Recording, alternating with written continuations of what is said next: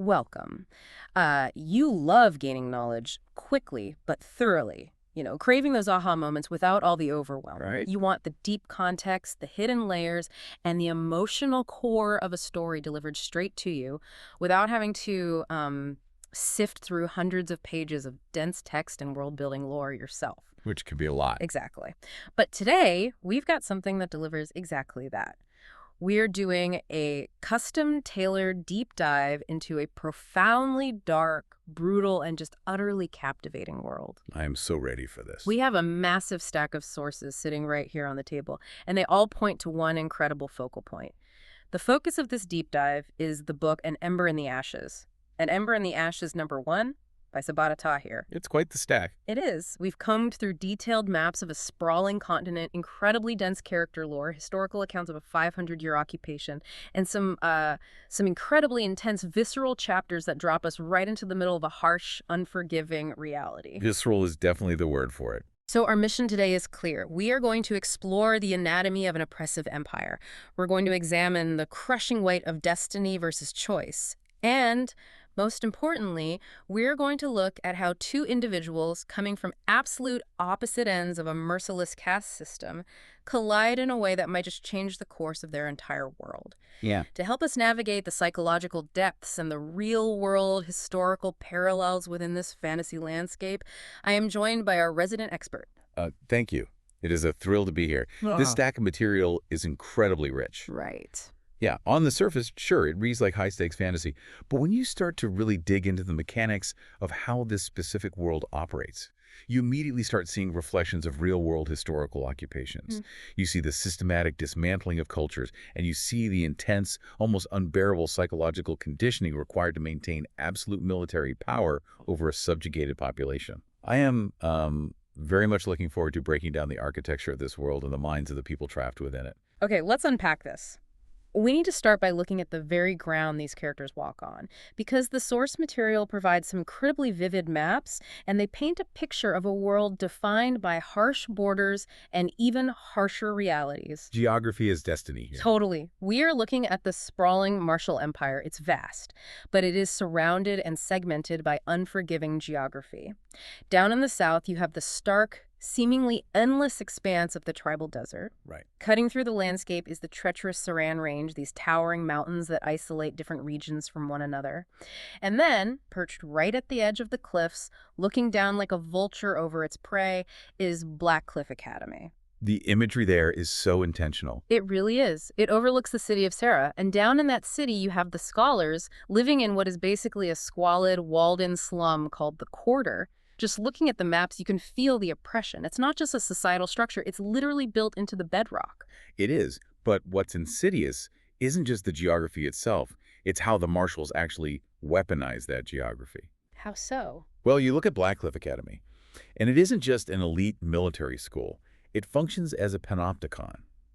It sits at a higher elevation above Sarah, serving as a constant looming visual reminder of who holds the power and who holds the weapons. Wow, yeah. The scholars, conversely, are trapped down below in the Quarter, hemmed in by the city walls on one side, the river, and the desert beyond that. But why place the most elite, dangerous military academy right on top of the largest concentration of your subjugated enemies? Doesn't that seem like you're just begging for an uprising right at your front door? On the contrary, it's a classic intimidation tactic. When you look at historical examples of deeply segregated or occupied cities, think of the way castles were situated in medieval Europe, or even certain colonial architectural layouts. You often see this exact same strategy. Oh, like putting the keep on the highest hill. Precisely. The ruling force occupies the highest elevation. This allows them to control the flow of resources, monitor movement, and maintain a constant, unbroken line of sight over the subjugated population. It creates an ambient, inescapable sense of being watched. That sounds exhausting. It is. The people in the Quarter are physically trapped by the landscape long before they are psychologically trapped by the laws. Yeah. Every time a scholar looks up, they see the literal forge where their oppressors are trained. And speaking of forges, the marshals enforce that control with a very specific, very deadly monopoly. Yes, the steel. Sifting through the lore, there is a secret that the Empire guards more fiercely than anything else. It's called Seric steel. The source describes these curved blades called sims that are entirely unbreakable. They are so incredibly sharp they can cut through 3 men at once with a single swing. Which is terrifying. Right. Half a millennium ago, the scholars were conquered primarily because their own iron blades simply shattered against the superior martial steel. And for 500 years, the marshals have hoarded the secrets of steelcraft. Anyone caught near the city's weapon quarter without explicit authorization faces immediate execution. It is their ultimate trump card. But consider the sheer logistical nightmare of maintaining that secret. We're talking about an arms monopoly that has lasted for 5 centuries. That defies almost every historical precedent we have. Really? 500 years is unusual. Highly unusual. Usually technology leaks. Look at the Byzantine monopoly on Greek fire, or the tightly guarded secrets of early Chinese silk production. Eventually, spies steal the process, or the defector sells the blueprints. Oh, sure. Information wants to be free, right? Exactly. The fact that the marshals have kept Serich Seal entirely out of scholar hands for 500 years speaks to a level of paranoia and absolute draconian border control that is, frankly, terrifying. Right. It's not just about having the best swords. It's about making sure your enemy knows they don't even have a mathematical chance of winning a fight. If your sword shatters the moment you block an attack, your will to fight is going to shatter right along with it. Precisely. It transitions from a physical advantage into a tool of psychological domination. If a scholar picks up a weapon, they know it's a death sentence. The Serich steel represents the futility of resistance. Which brings us to the social ladder, the caste system that this steel upholds. It is incredibly rigid. At the top, obviously, you have the marshals, the conquerors. The ruling class. Below them, but still legally martial, are the plebeians. They're the lower-class citizens who do the grunt work, the farming, the menial labor. Then you have the tribesmen, who inhabit the desert. They aren't subjugated exactly. They have a treaty that allows them free movement. Mostly because the tribal desert is too expansive and harsh for the empire to bother taming. It's a cost-benefit analysis by the marshals. Why lose legions of soldiers to heat and sandstorms when you can just sign a treaty? Exactly. Pragmatic evil. Then there are the mariners, who are protected by their own geography and their extreme value as maritime traders. Right. But at the absolute bottom of this hierarchy, ground into the dirt, are the scholars. And the tragic irony here, and the text points this out explicitly, is that the scholars were once the rulers of a golden age. They were the architects of this world's finest universities and libraries. And now? Now, they are treated as human garbage. They are enslaved, subject to random brutal raids by martial forces, and it is strictly forbidden for them to read, teach, or own property. If we connect this to the bigger picture, you're looking at the textbook methodology for erasing a civilization. You're erasing a civilization, not just conquering it. Exactly. When an empire conquers a people, simply defeating their standing army is never enough. To ensure long-term, multi-generational subjugation, the empire must strip the conquered people of their core identity, their history, and their intellectual foundation. It's the book-burning aspect that really stands out to me. The marshals didn't just burn the books. They made the very act of teaching a child the alphabet a capital offense. Because literacy is memory. By banning literacy and physically destroying the universities, the marshals aren't just punishing the scholars in the present. They are severing the scholars' connection to their own past. That's devastating. Think about the sociological implications of that. If you cannot read the historical accounts of your ancestors' greatness, you begin to forget that you were ever great. Over generations, you begin to internalize the identity of a slave. So it's literally engineered trauma. Engineered trauma designed to create a compliant underclass. The empire doesn't truly fear a scholar holding a piece of iron. They fear a scholar holding a book, because a book can remind them that they haven't always been slaves. Wow. That sets the stage perfectly for the two characters we follow through this source material. We have two protagonists, two sides of the same coin, existing on absolute opposite ends of this brutal system. The dual perspectives are really what make this story work. Yeah, let's start with Laia of Sarah. She is a scholar, and her introduction is genuinely terrifying. The text opens with a night raid on her grandparents' home. Her older brother, Darren, has been sneaking out at night, and he comes home smelling of the forge. Right, which is highly illegal. Highly. He drops a sketchbook, and Laia gets a glimpse of it. It is filled with incredibly detailed, technical drawings of the creation process for Serich steel. Darren has somehow gotten into the weapons quarter and is sketching the Empire's greatest secret, and then the Empire knocks on the door. It's a masterclass in tension. The pacing of the events goes from a quiet, tense domestic argument between siblings straight into absolute visceral horror in a matter of seconds. And the Empire doesn't just send regular legionnaires to do the job, they send a mask. Now, for the listener who hasn't encountered this concept before, the masks are the elite enforcers. They're the absolute top-tier graduates of Blackcliff Academy. The best of the worst. Yeah, and this specific mask doesn't just wear a helmet, he has a liquid silver face.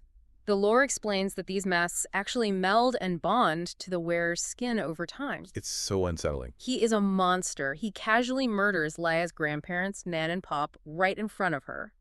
He slits Nan's throat just for stepping forward to protect her grandson.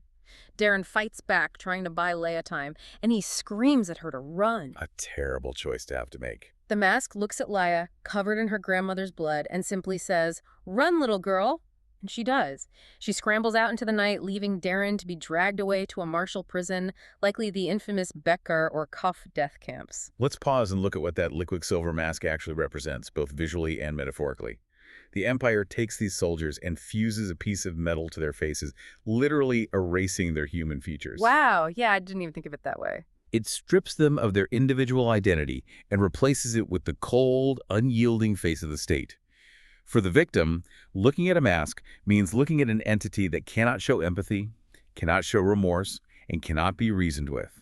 And the psychological fallout of this specific moment completely defines Laia's entire character arc moving forward. When she reaches the safety of the catacombs beneath the city, we get a deep dive into her mental state.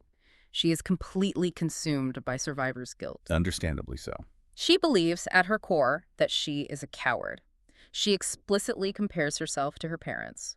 We learn that her parents, known as the Lioness and Jahan, were legendary leaders of the Scholar Resistance. They were fearless, they led uprisings, they died for the cause. Huge shoes to fill. And Laia feels that in the ultimate moment of testing, she failed their legacy. She didn't pick up a knife, she ran. But is that guilt actually justified? She's a 17-year-old girl who just watched her family get slaughtered by an unstoppable super soldier. Exactly. Logically, if she had stayed, she just would have died alongside them. It wouldn't have saved Darren. Logically, yes. But trauma doesn't operate on logic. The internal narrative she constructs is one of absolute self-loathing. She views her survival not as a biological imperative, but as a deep moral failure. She feels she should have died with her pack. Her pack. That's a powerful way to put it. This is a very real psychological phenomenon. When people survive a tragedy that claims their loved ones, the brain often tries to make sense of the senseless by assigning blame inwardly. I lived because I am weak, because I ran. That crushing weight of inadequacy is the engine that drives her to take incredibly reckless actions later on. It's heartbreaking. Okay. But then we flip to the complete other end of the spectrum. We meet Elias Viturius. Elias is a marshal. In fact, he is the absolute finest mask in training at Blackcliff Academy. The golden boy. He is faster, stronger, and more lethal than anyone else in his class of senior skulls. He is days away from graduating and receiving his full commission as a mask. But here is the massive twist. Elias secretly despises the Empire. Which is such a great hook. He absolutely hates the violence, the cruelty, the entire system. His grand plan is to desert the moment he graduates, slipping away into the freelands. Elias's existence is a brilliant exploration of the profound psychological damage inflicted upon the oppressor class. We often focus entirely on the suffering of the subjugated, but the source material details the upbringing of a mask, and it is nothing short of institutionalized, state-sponsored child abuse. Oh, man.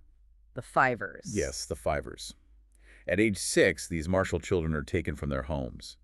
At age 11, they enter this phase called the Fivers. I couldn't believe this part. The Academy Centurions take these 11-year-old kids, strip them of their weapons, their food, and their clothing, and throw them out into the brutal, untamed wilderness of the Empire to survive for 4 years. 11 years old. The survival rate is exactly why they are called Fivers.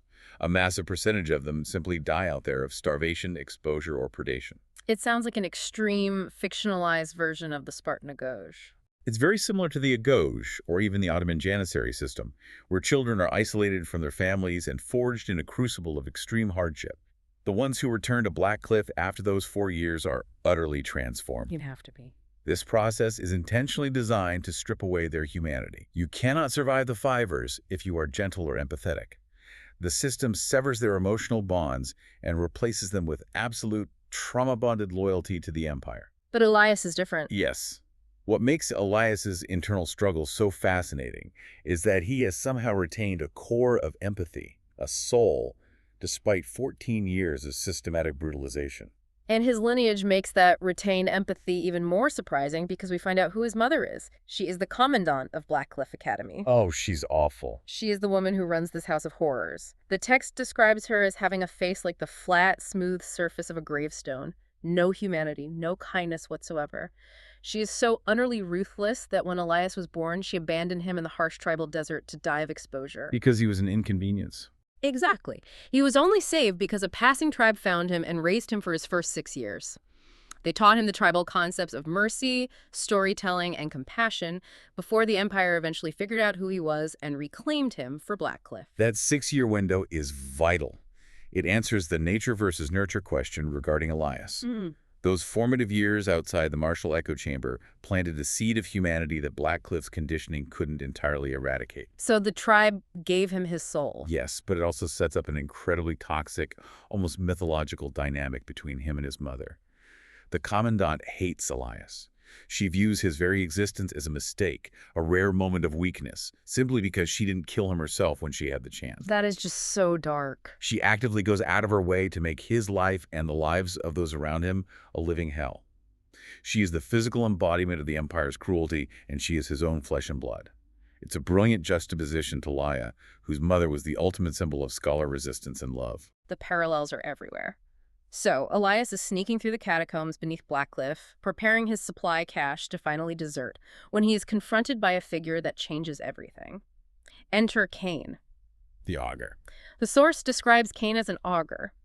For the listener, the augurs are these immortal, holy men of the Empire. They have these terrifying eyes, the whites are demon red, and the irises are jet black. They're extremely creepy. Very. They can read minds, they can see the future, and they act as the ultimate, unquestionable religious authority. Cain corners Elias in the dark and gives him an impossible choice. Right. He tells Elias that if he deserts, he will succeed. He will escape into the free lands, but his enemies will hunt him forever, shadows will bloom in his heart, and he will eventually become exactly the kind of monster he is trying to run away from. It is a brilliantly constructed psychological trap. Cain has read Elias's mind. He knows exactly what Elias fears most. Becoming his mother. Exactly. Elias doesn't fear death. He's a mask. He faces death every day. What Elias fears is becoming like the Commandant. He fears losing his soul to the violence ingrained in him. Cain leverages that exact fear to manipulate him. And Cain offers an alternative. He tells Elias that if he stays, does his duty, and faces the mysterious trials that are about to be called to select the new emperor, he will have a chance to break his bonds with the Empire forever. He offers him a chance at true freedom of body and of soul. A very tempting offer. And then Cain drops a chilling prophecy. He looks at Elias and says, "You are an ember in the ashes, Elias Futurius. You will spark and burn, ravage and destroy. You cannot change it. You cannot stop it." That prophecy really serves as the philosophical core of the source material. It forces us into a massive debate about the nature of destiny versus free will. Oh, absolutely. Is Cain simply a passive observer, predicting a future that is already written in the stars? Or is he an active orchestrator? By telling Elias this specific prophecy, by forcing this binary choice upon him at this exact moment, is Cain ensuring that the events come to pass? The augurs claim to merely read the tapestry of fate, but they are constantly intervening to weave the threads. It's the classic oracle dilemma. If the oracle hadn't told you were going to knock over the vase, would you have still knocked it over? Elias is trapped in that exact paradox. If he runs, he loses his soul to the darkness within himself. If he stays, he enters a crucible of unimaginable violence. But he chooses to stay, banking on that slim, vague promise from Cain of true freedom. It's a leap of faith. So we have these two opposing forces, Laia's crushing guilt driving her forward, and Elias's desperate desire to keep his soul holding him in place. And the genius of this world is that it forces those two specific psychological states into a pressure cooker Blackcliff Academy. Your collision course. Let's follow Laia first, her descent into the lion's den. She realizes the only way to save Darren from the death camps is to get the scholar resistance to break him out. She manages to track down the rebels in the catacombs. Right. We meet Mezen, the scarred, limping leader who actually served under Laia's parents back in the day. We meet Keenan, a fiery young fighter with red hair, and Sana, an older, pragmatic rebel. Laia begs for their help. She reveals her lineage, showing them her mother's silver armlet to prove who she is. You'd expect them to welcome her with open arms, right? The daughter of the legendary lioness returns. But Mizen's response is incredibly cold, almost to the point of cruelty. He's all business. He acknowledges her lineage, but he states flatly that the resistance cannot waste its severely limited resources mounting a prison break for one boy who got himself caught. He demands a price. The resistance operates heavily on the scholar concept of izzat, which translates roughly to honor, freedom, and courage. Mazen tells Laia she must prove her own courage, her own izzat. He will only divert resources to save Darren if Laia agrees to become a slave at Blackcliff and act as a spy on the Commandant. The very woman who murdered Laia's parents. It is a straight-up suicide mission. Scholars don't survive the Commandant. But Laia accepts because her guilt leaves her no other option. She is smuggled into Blackcliff as a slave, and the reality of that life is staggering. The Commandant is a monster on a level that's hard to process. Truly. In one horrifying scene early on, the Commandant catches Laia looking at a letter resting on her desk, not reading it, just looking at it. The Commandant assumes scholars can't read, but simply as punishment for the presumption of letting her eyes linger on martial property, she takes a burning hot knife from the fire and literally carves a K into Laia's chest. The brutality there is so casual. It isn't done in a fit of rage. It's a calculated administrative action. That makes it so much worse. It is designed to physically and mentally strip Laia of her identity, reducing her to branded property, to an object that can be defaced at whim. The Commandant doesn't just want obedience from her slaves. She wants to instill a terror so deep, so primal, that it overwrites the slave's fundamental will to live, replacing it entirely with the will to serve. Here's where it gets really interesting. Laia meets the other slaves who have somehow survived the Commandant's household. She meets a young girl named Izzy, who is missing an eye because the Commandant dashed it out with a hot poker when Izzy was just 5 years old, simply for making a noise. Unbelievable cruelty. And she meets Cook.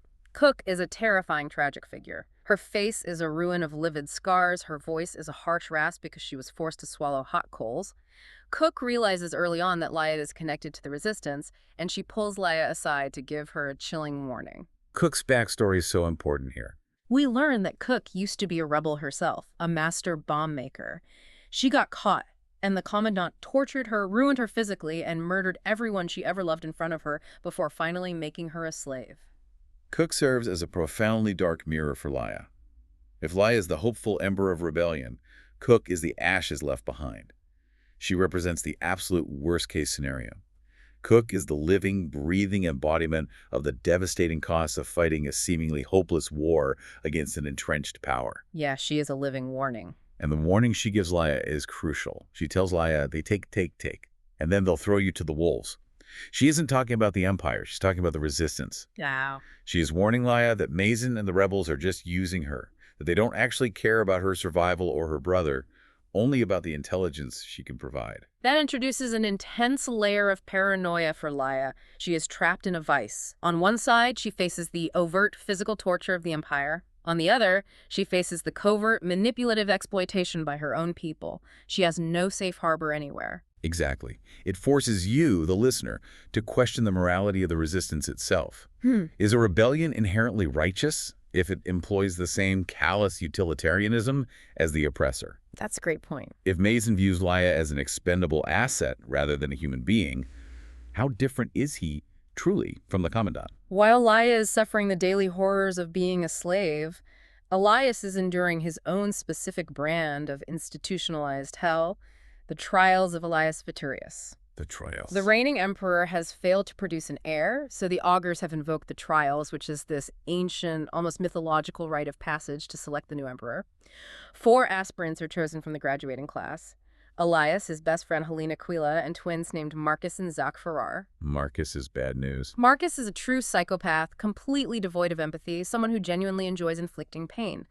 The augurs designed these trials to test 4 specific traits: courage, cunning, strength, and loyalty. And I have to say, these are not your standard fantasy tournament battles. They are psychological horror shows. The methodology of the augurs is fascinatingly cruel. They aren't interested in seeing who is the best swordsman. They already know that. They have records. They Right. are stress testing the aspirant souls.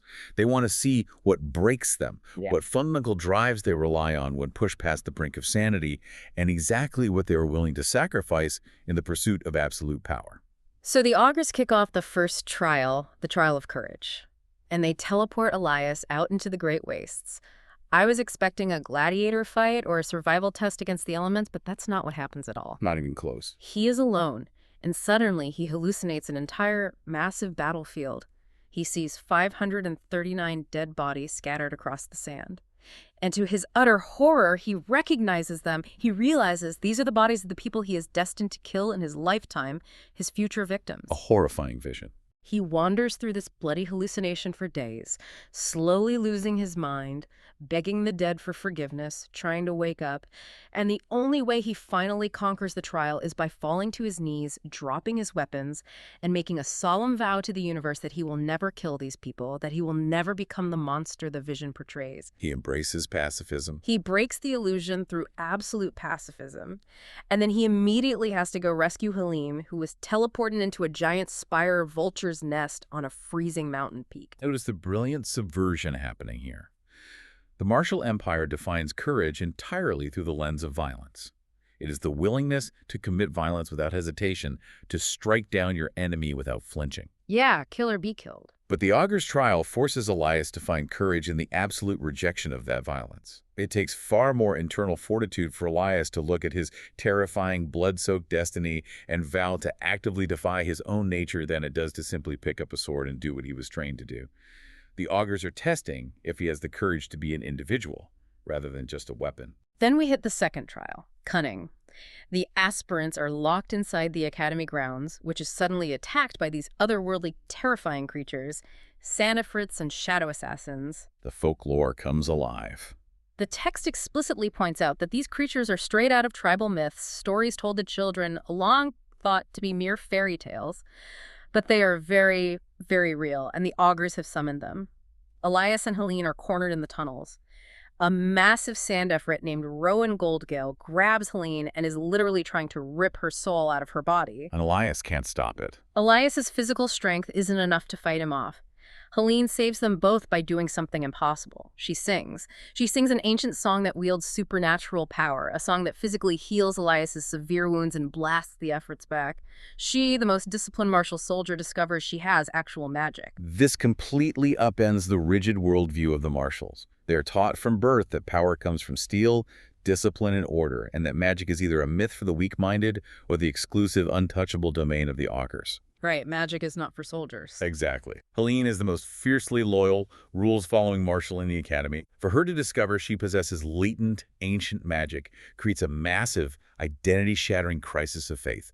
She begs Elias not to tell anyone what happened. Absolutely terrified she'll be executed for witchcraft or mutation. Because anything different is a threat to the Empire. It highlights a massive blind spot for the Empire. Their rigid control of knowledge and suppression of scholar and tribal history has blinded them to the actual supernatural forces that are still operating in the shadows of their world. And then the third trial, strength. This one is pure, unadulterated trauma. The augurs force the aspirants into a massive melee combat scenario, but they aren't fighting each other. They have to command platoons made up of their own classmates, their friends, in a brutal battle to the death. It's agonizing to read. Elias is forced to lead his men against Helene's men. He has to slaughter the people he has lived with, eaten with, and trained with for 14 years. The source material goes into heartbreaking, visceral detail here. Elias kills Tristus, a boy who was engaged to his childhood sweetheart. He kills Demetrius. He kills Leander. Just brutal. At one point, he snaps the neck of a boy who once cried in Helene's arms when his mother died. He does it to survive, to protect the rest of his platoon from being wiped out by Marcus's forces. This is the ultimate, horrifying test of the Empire's conditioning. The augurs are testing if a soldier will willingly break their own soul in the name of duty. Can you just completely turn off your humanity on command? They are asking, can you look your best friend in the eye, recognize their shared humanity, remember their griefs, and still plunge a sword into their chest simply because an authority figure ordered you to. Elias does it, and it completely shatters him. He tells Helene later in the infirmary that he killed his soul out there on that battlefield. The Empire, after 14 years, has finally succeeded in making him the monster he always feared he would become. He physically survives the trial of strength, but he loses his core self in the process. The psychological weight of these trials is just immense, and it really pushes Elias to his breaking point. We need to pivot now and look at the broader tapestry. Let's dig into part 4, where the text starts pulling back the curtain on the hidden forces driving everything behind the scenes. The lore really expands here. It does. Let's start with the truth about Darren, Laia's brother. Laia manages to sneak out of Black Cliff one night, which is incredibly dangerous, and makes it down into the weapons quarter. She tracks down the man she believes Darren was spying for, Spiro Tulumen. Tulumen is a fascinating character. Tulumen is a martial smith. In fact, he's the finest weapon maker in the Empire.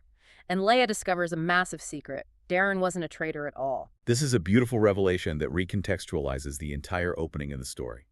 Tulumen explains to Laia that he made weapons for the Empire for years, living with the mounting guilt of knowing scholar blood was constantly on his hands. But eventually, he hit a breaking point. He drew a line. He drew a hard moral line. He swore an oath never to make another martial blade. When he caught Darren sneaking into his forge and sketching, he didn't call the guards or turn him in. Tulumen realized Darren wasn't just copying martial designs to sell them, he was inventing new, better weapons. Wow. Tulumen took Darren on as a secret apprentice. Darren was meticulously designing and forging revolutionary weapons to arm the scholar resistance. Yes. Darren's rebellion wasn't loud. It wasn't about setting off bombs in the market or making grand, sweeping speeches to the masses. It was deeply strategic. He looked at the occupation and realized the fundamental problem wasn't a lack of courage. It was the disparity in steel. That unbreakable serric steel. Exactly. If the scholars had blades that wouldn't shatter on impact, they could finally fight back on somewhat even footing. It highlights the incredible power of hidden intellectual resistance. Laia has spent the entire narrative comparing herself unfavorably to her parents, who were these loud, charismatic, frontline fighters. She thought bravery only looked like a raised sword. But Darren shows another way. Darren's method of resistance was quiet, methodical, and incredibly pragmatic. It shifts Laia's understanding of what it actually means to be brave and what it truly takes to dismantle an empire. While Laia's learning about the hidden rebellion happening in the forges, she also gets a massive lore dump from Cook about the hidden history of the world itself. What's fascinating here is, Cook tells her that the stories of the Jinn, the elementals, and this terrifying figure known as the Nightbringer aren't myths. They are literal history. I love this twist. Cook explains that thousands of years ago, the scholars weren't just free, they were the absolute pinnacle of human civilization. They built their magnificent empire by befriending and then eventually betraying and enslaving the magical race of the Jinn. The scholars were the bad guys. The scholars literally locked the Jinn away in a magical prison to siphon and steal their magic to build their cities. The king of the Jinn, the Nightbringer, managed to escape.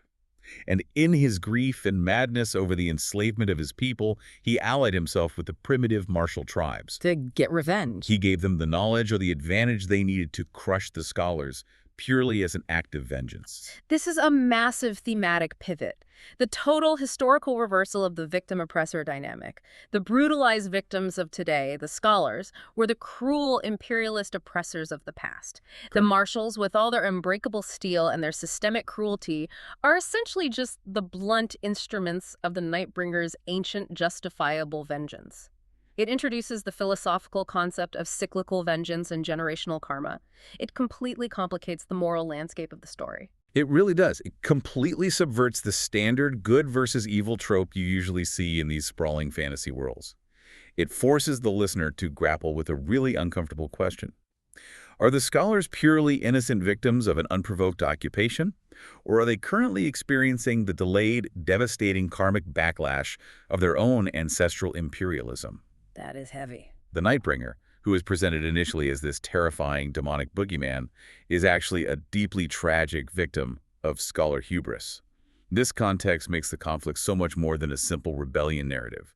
It elevates it to an epic tragedy about how the sins of the past inevitably poison the future. And speaking of tragedy and sins poisoning the future, Leia faces a devastating betrayal from the Resistance itself. She risks her life daily, endures brutal physical torture, and manages to uncover a secret, forgotten tunnel leading straight into Blackcliff.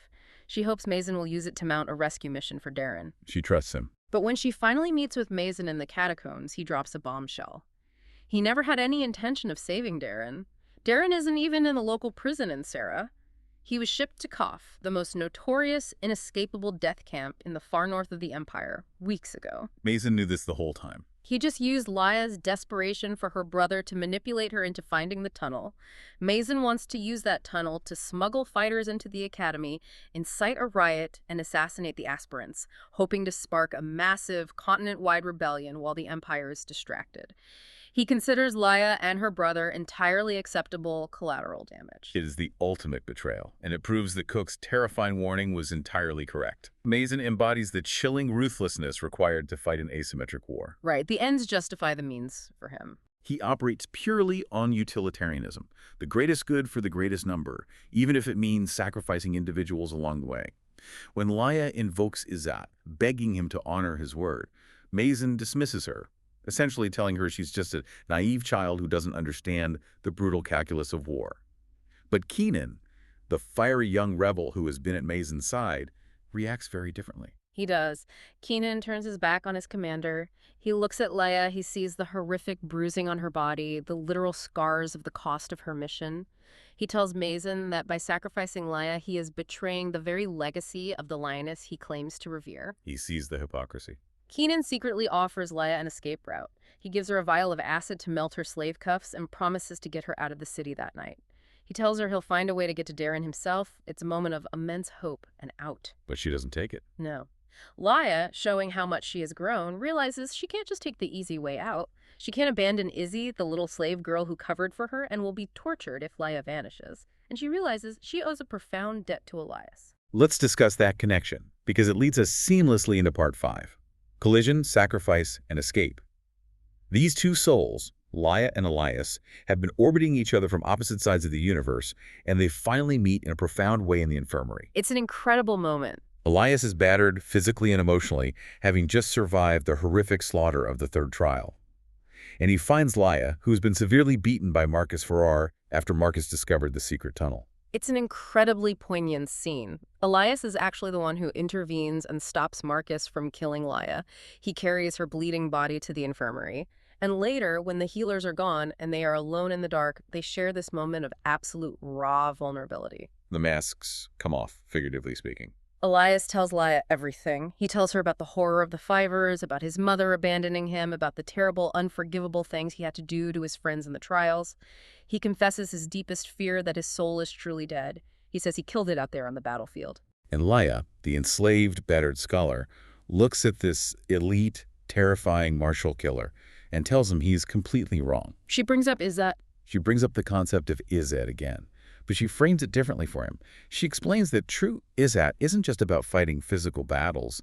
It's about retaining your humanity in a system explicitly designed to dehumanize you. That is so powerful. She tells him, there are two kinds of guilt, the kind that's a burden and the kind that gives you purpose.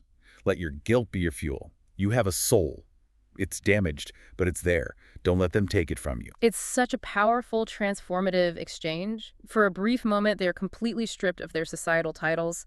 He's no longer a mask, and she's no longer a slave. They are just two deeply broken young people, recognizing the shared humanity and trauma in each other.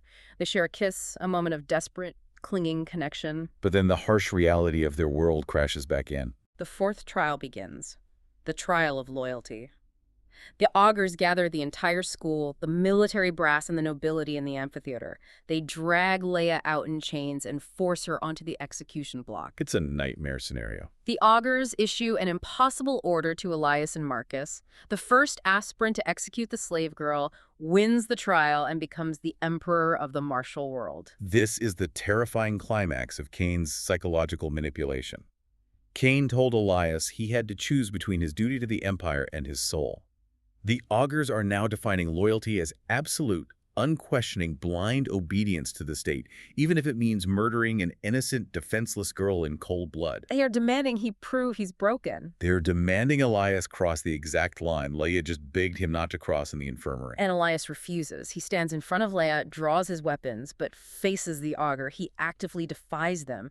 He chooses to keep his soul, fully knowing it will cost him his life. That's his real courage. Cain immediately sentences Elias to public execution for treason.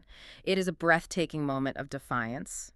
But it also means Marcus, the sadistic psychopath, is poised to become the emperor. And this is where Helene's tragic, heartbreaking arc culminates. Remember, Helene desperately loves Elias, and Cain secretly told her earlier that she could save Elias's life, but only if she agreed to swear eternal, magical fealty to whoever won the trials. Yeah, Helene. Helene steps up in the amphitheater, realizing Elias is forfeited and Marcus has won. She swears a blood oath of fealty to Marcus Farrar. She literally crowns the monster emperor, binding herself to him as his blood shrike, his personal enforcer and second-in-command. She essentially sells her own soul into eternal slavery just to save Elias from the executioner's block. It is a sacrifice of unimaginable magnitude. She is destroying her own life to preserve his. But the Commandant is furious and demands the execution proceed anyway, with Helene ordered to swing the axe to behead Elias. But Laia isn't done. She remembers her mother's strength, the legacy of the lioness. While everyone's attention is focused on the drama on the stage, Laia uses the explosives Cook gave her. She sets them off, blowing a massive hole in the thick stone walls of Blackcliff. Chaos erupts. The explosion shatters the execution platform, throwing everyone into chaos. In the smoke and confusion, Laia grabs Elias and they run. They flee toward the secret tunnel Laia found, the Hearthstone Tunnel, and who is waiting there to intercept them.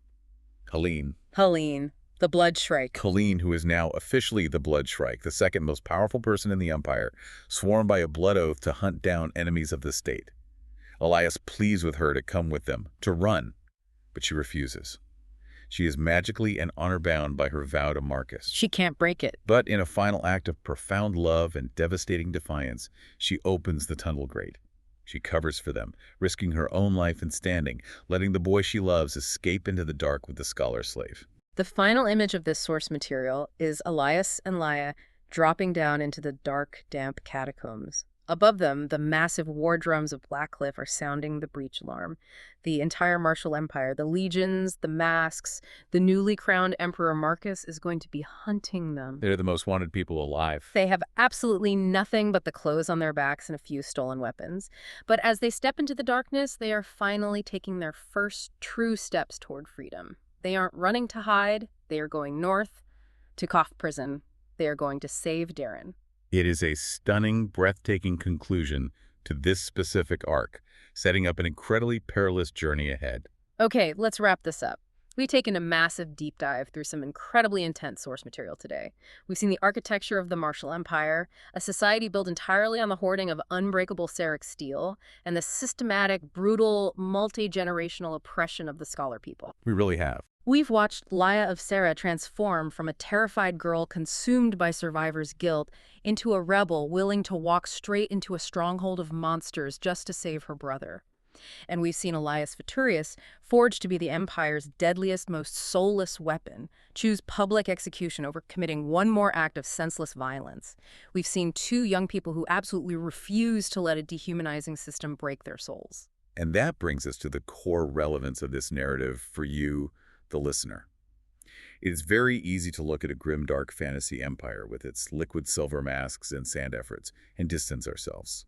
But the psychological mechanisms at play here, the conditioning, the systemic exploitation, the moral compromises, are deeply human and profoundly relevant. Totally. When faced with systems in our own world, whether corporate, political, or societal, that demand we compromise our fundamental morals for the sake of success, promotion, or even basic survival, how do we react?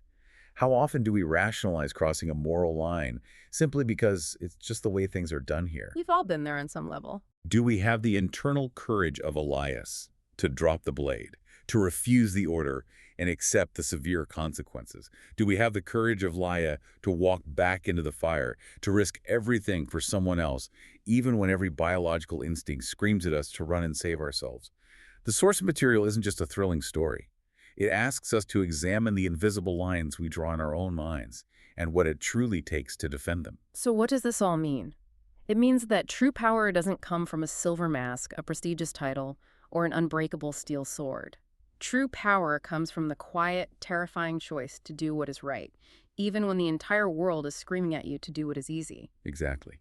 The courage to retain your humanity is the ultimate rebellion. But before we go, I want to leave you with a final, lingering question to ponder, something that builds on everything we've unpacked today. Consider the augurs. These immortal beings read minds. They claim to see all possible futures. They're the ones who design the trials.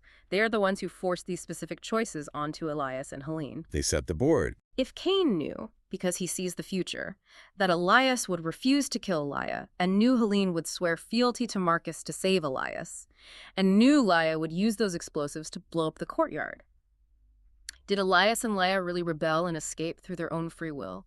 Or are they just walking blindly into the exact future the augurs and perhaps the ancient, vengeful Nightbringer orchestrated all along? Is their hard-won freedom just another larger, invisible cage? A fascinating and deeply terrifying thought to end on. Thank you for joining us on this deep dive into the source material. We'll see you next time.